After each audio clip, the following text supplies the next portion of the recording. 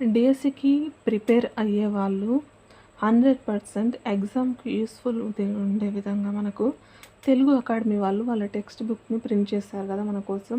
ఆ ప్రింట్ చేసిన బుక్స్‌లోంచి మనం డైలీ ప్రాక్టీస్ చేస్తున్నాం బిట్స్. అందులో ఓల్డ్ సిలబస్ ఉంటుంది. అదేవిధంగా న్యూ సిలబస్ ఉంటుంది.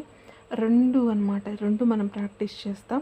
ప్రెజెంట్ అయితే మనకు అనికా టీచింగ్ థాట్ అనే యూట్యూబ్ ఛానల్‌లో మన ఛానల్‌లో వచ్చేసి 10th క్లాస్, ఇంటర్మీడియట్, అదేవిధంగా 6th క్లాస్, 7th క్లాస్ వచ్చేసి కొంచెం యాక్టివేట్ అయ్యాయి. రిమైనింగ్ కూడా యాక్టివేట్ కావడానికి ఇంకా టైం పడుతుంది. సో కొన్నిటికి ఇంకా థంబ్‌నెయిల్స్ కూడా చేయలేదు.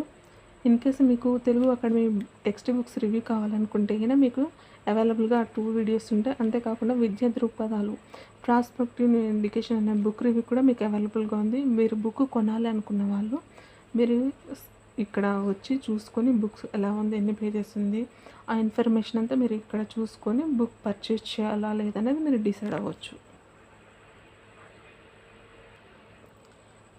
ఛానల్ నేమ్ వచ్చేసి అనికా టీచింగ్ థాట్స్ అని ఉంటుంది. మీకు లోగో వచ్చేసి ఈ విధంగా కనిపిస్తుంది. చెమేలి అంటే బొండుమల్లి కనిపిస్తుంది మీకు. ఇది వచ్చేసి ఇక్కడ ఉంటుంది. మీరు ఇక్కడికి వచ్చి ప్రాక్టీస్ చేసుకోవచ్చు డైలీ. ఇన్ కేస్ మీకు ఏమైనా డౌట్స్ ఉన్నా కూడా నా కామెంట్ సెక్షన్లో కామెంట్ చేయండి. వాటికి వీలైనంత వరకు ఆ డౌట్స్ క్లారిఫై చేయడానికి కూడా ట్రై చేస్తాను.